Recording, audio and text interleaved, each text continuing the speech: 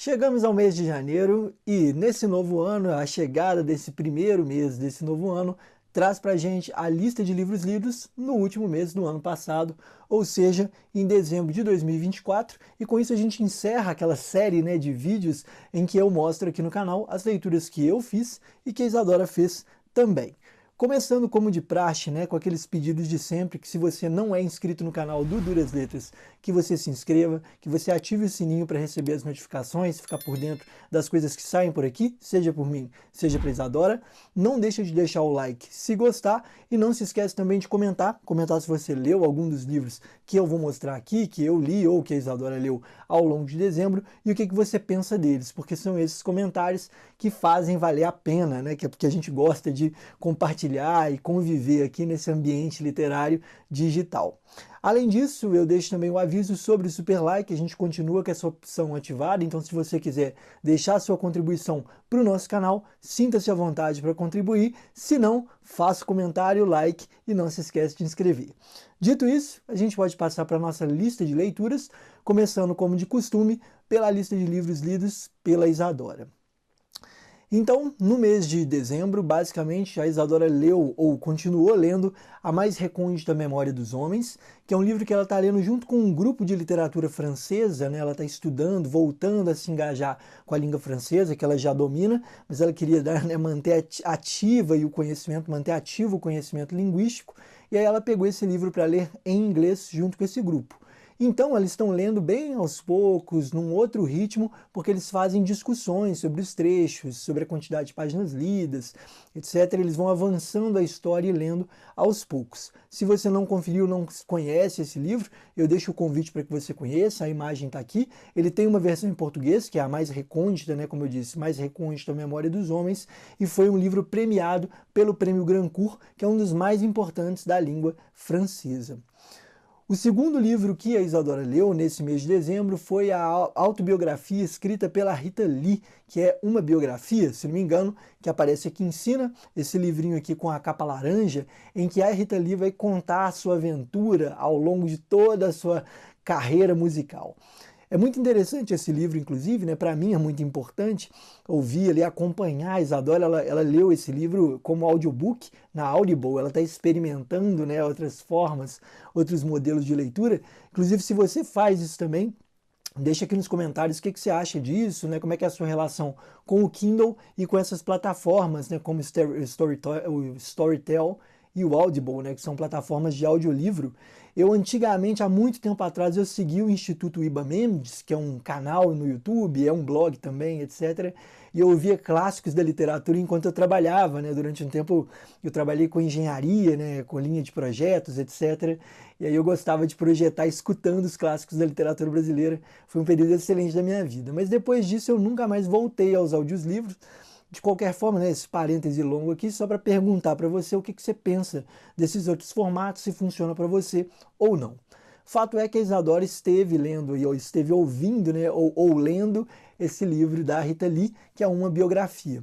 E é muito importante para mim porque eu pesquiso música popular brasileira. Então eu vou ouvindo ali fragmentos, pedaços da história dessa que é uma das figuras mais importantes do rock nacional, considerada a mãe, muito entre aspas, do rock brasileiro, a primeira a se inscrever nesse gênero, marcá-lo, transformá-lo numa modalidade brasileira, junto com os Mutantes. Mas enfim, ouvir, entrar em contato com isso ao lado da Isadora é maravilhoso. E essa foi uma leitura que ela realizou. Agora ela já está na outra biografia, que é a continuação dessa história contada pela própria Rita Lee. Enfim, esses dois livros foram lidos nesses formatos diferentes, um em Kindle e o outro no Audible como audiolivro, mas a Isadora também achou espaço para ler um livro físico, além de dar continuidade a outras obras que ela está lendo, ainda está em processo de leitura. Mas o livro que ela leu é um livro que não chega a ser um livro infantil, apesar de ser ilustrado, bem curto, etc. É um livro que se chama O Diário de Edward, o Hamster, foi publicado pela Todavia, e esse livro ele é muito curioso porque ele é uma espécie de poema, vamos dizer assim, um poema, uma autobiografia escrito por um hamster, que é esse hamster Edward, um diário, então é autobiográfico, mas é ficcional por ser um hamster contando a sua história. Mas o que é interessante aqui é que ele se constrói como um poema, né, nesse campo de incomodar e desconstruir muitas das convenções de linguagem. Então esse hamster vai pensando sobre a sua condição de hamster, da vida na gaiola, de correr na rodinha, e vai se rebelando contra essa sensação de clausura. Obviamente isso acaba virando uma metonímia da nossa própria condição humana, né? Preso nos nossos apartamentos, nas nossas bibliotecas, numa vida baseada na mesmice. Por sorte, a gente tem literatura para nos tirar dessa condição. Então foi esse o livro lido, né? O último livro que a Isadora terminou, ou leu por completo, no mês de dezembro. E com isso, a gente pode passar para a lista dos livros que eu li em dezembro. E como eu disse no vídeo anterior, né, no vídeo de novembro, eu venho aí numa série de leitura muito furiosa, né? Eu estou lendo bastante, lendo com muita qualidade e muita alegria. E nesse mês de dezembro também não foi diferente, eu consegui ler com muita velocidade, com muita qualidade também. O primeiro livro que eu li, esse eu confesso não li tão bem, foi A Cabeça do Santo, de Socorro Acioli.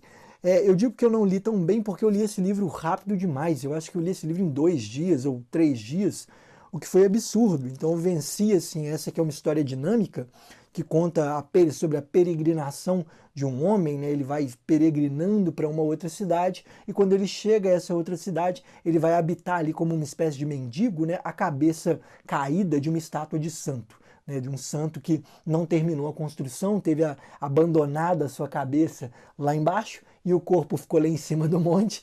Ele começa a habitar essa cabeça, por onde vão chegando os pensamentos, os desejos das mulheres dessa cidade.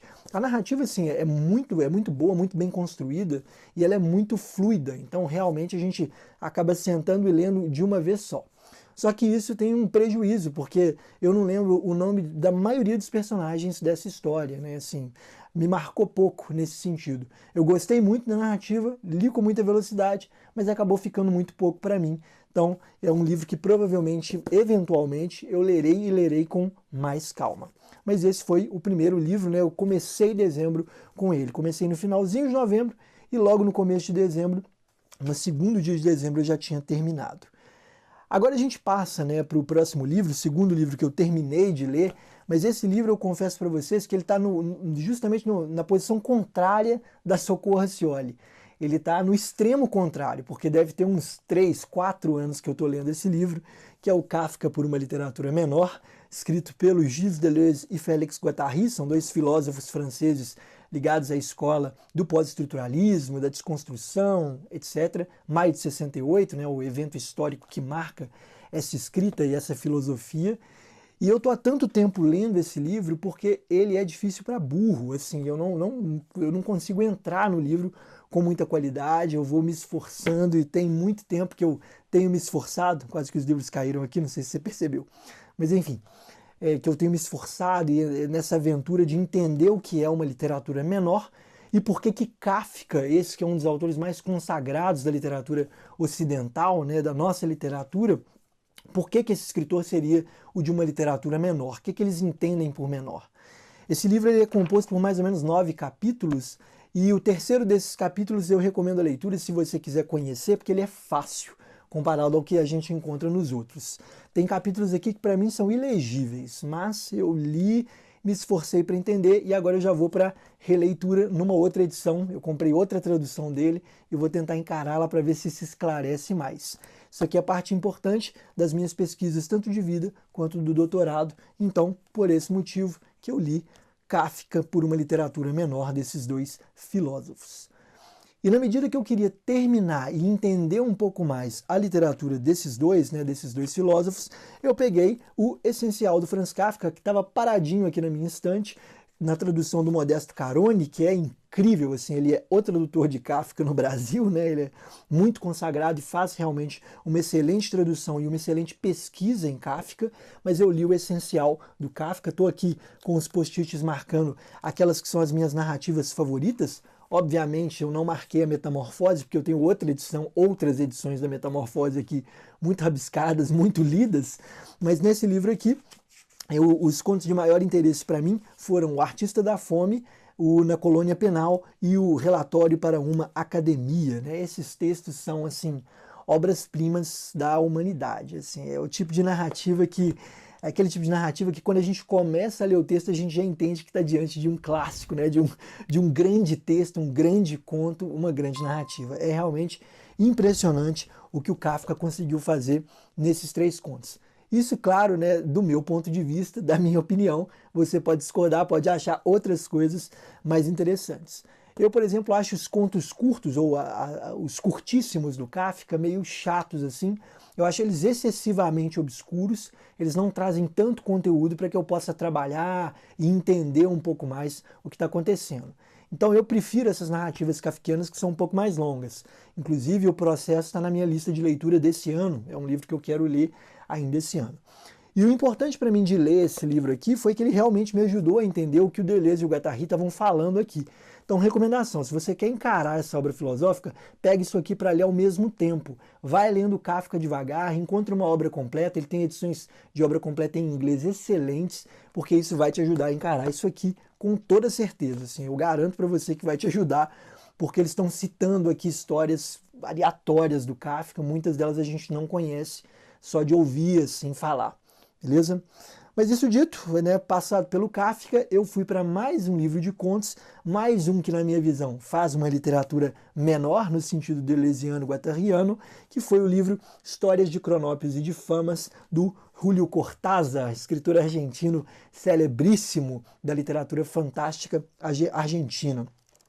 E esse livro de contos, assim, eu tive uma relação muito ambígua com ele, porque eu tive narrativas pelas quais eu me apaixonei aqui, e tiveram narrativas que eu simplesmente detestei, achei que eu estava perdendo meu tempo na leitura, inclusive. Assim como eu fiz com Kafka, eu também marquei aqui, né, as histórias que eu mais gostei. Então, Fim do Mundo, a outra foi Simulacros, que é a primeira história da família da Rua Humboldt. Incrível esse arco da Rua Humboldt, ele eu achei excelente, assim, maravilhoso.